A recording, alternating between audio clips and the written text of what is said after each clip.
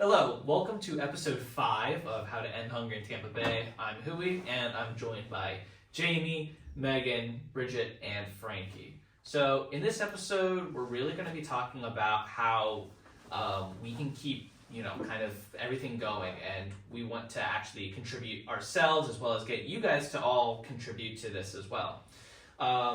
So obviously, we had a chance to talk with Kristen Maximo, the district manager of Meals on Wheels. And she said that they really need volunteers.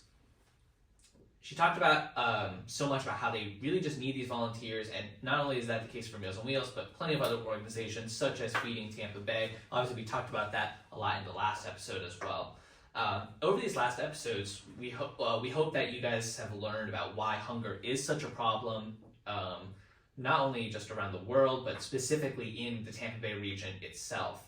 And so now it's our time, all of us, to kind of really step in. And obviously, we can't work to achieve our goals of trying to limit hunger in Tampa Bay without putting in some of the work ourselves and trying to spread awareness so that way other people will know more about this.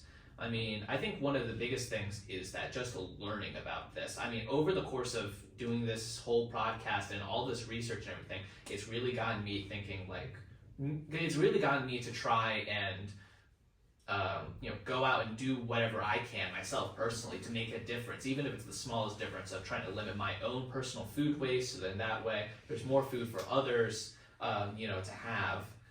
But what do you guys think that we should all kind of try and collectively do or try and help spread awareness about these?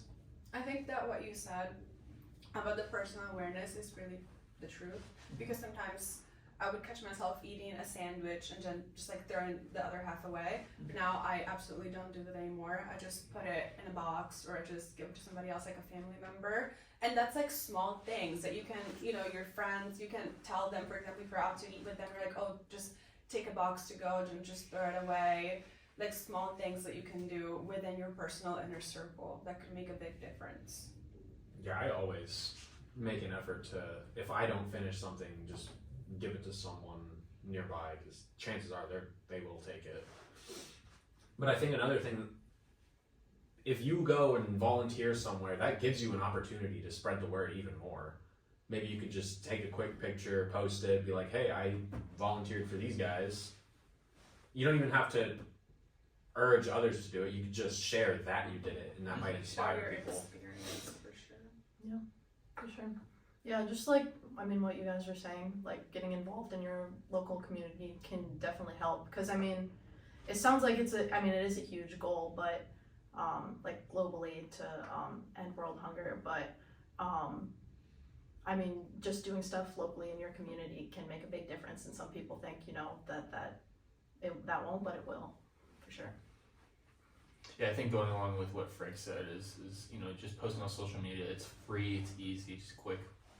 Put it up there, talk to your friends. And that's another thing is how, just in some conversation, just bring it up real quick. Be like, hey, did you see this issue?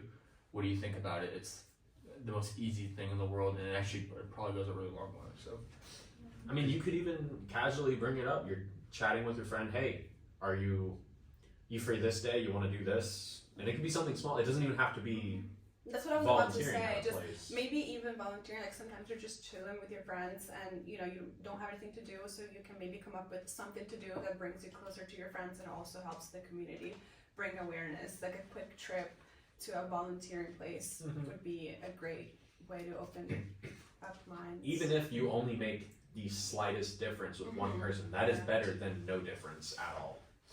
And it can be the absolute world to just some people, just making the little couple hour, effort can just be the absolute world for, quite a few people. Well, let's say it's a place that prepares food like Meals on Wheels.